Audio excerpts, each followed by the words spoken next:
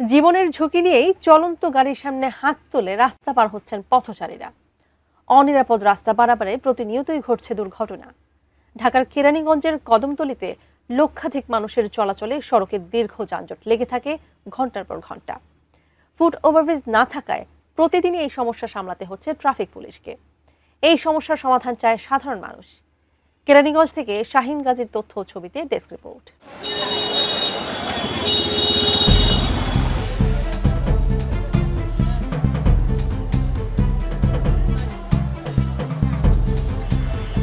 ঢাকার প্রাণকেন্দ্র কেরানীগঞ্জ উপজেলার 12টি ইউনিয়নের জনসাধারণ এবং দেশের দক্ষিণাঞ্চল থেকে রাজধানীতে প্রবেশের অন্যতম সড়ক কদমতলী গোল চত্বর। এই চত্বরটির একটি সড়ক রাজধানীর দিকে, অপর তিনটি ঢাকা মাওয়া এক্সপ্রেসওয়ে, দোহার নবাবগঞ্জ মহাসড়ক ও সুভাড্ডা ইউনিয়নে চলে গেছে। এই 4টি সড়কে প্রতিদিন লক্ষাধিক মানুষ ও কয়েক হাজার যানবাহন চলাচল করলেও এই চত্বরটিতে নেই কোনো ফুট ওভারব্রিজ। ফলে জীবনের ঝুঁকি নিয়েই চলন্ত গাড়ির সামনে হাত তুলে রাস্তা পারাপার হচ্ছেন পথচারীরা। আমি বুঝি নির্মাণের শিল্প, সালাম স্টিল বোঝে ডিউরেবিলিটি। সালাম স্টিল, মোস্ট ডিউরেবল স্টিল। এই কদমতলী মোড়টাই অনেক ঝুঁকিপূর্ণ, এখান থেকে ওখানে পার হতে পারি না, খুবই ঝুঁকিপূর্ণ বাচ্চাদের জন্য, আমাদের জন্য, সবার জন্যই। আমি একটা চাকরি করি, প্রতিদিন আমার বের হতে হয়, কিন্তু এখানে চারদিকেই রাস্তা পারাপার হতে অনেক কষ্ট হয়। এই এরিয়ায় বিভিন্ন রোডের গাড়ি চলাচল করে। ঢাকা বরিশাল, ঢাকা খুলনা, গোপালগঞ্জ, ফরিদপুর, মাদারীপুর এই এলাকায় আমরা যাতায়াত করি, অনেক জ্যাম থাকে। এখানে ছোটোখাটো অ্যাক্সিডেন্ট ঘটে এবং জনগণের নিরাপত্তা এবং নিরাপত্তামূলক চলাচলের জন্য এখানে একটা ফুট ওভার ব্রিজ অত্যন্ত প্রয়োজন।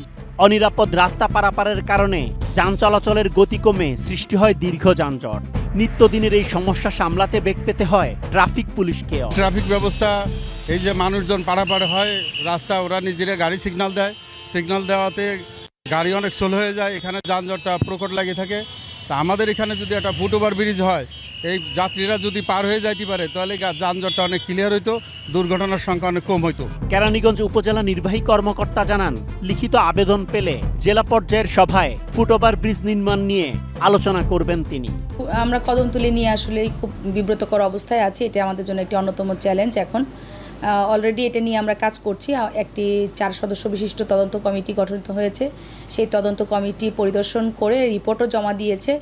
সেটি নিয়ে অলরেডি কাজ চলতেছে জেলা পর্যায়ে।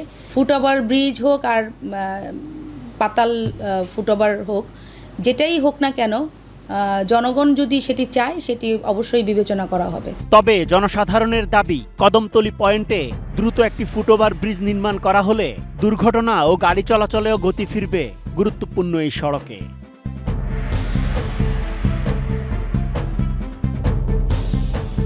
Asad Bhuiyan, ATN news.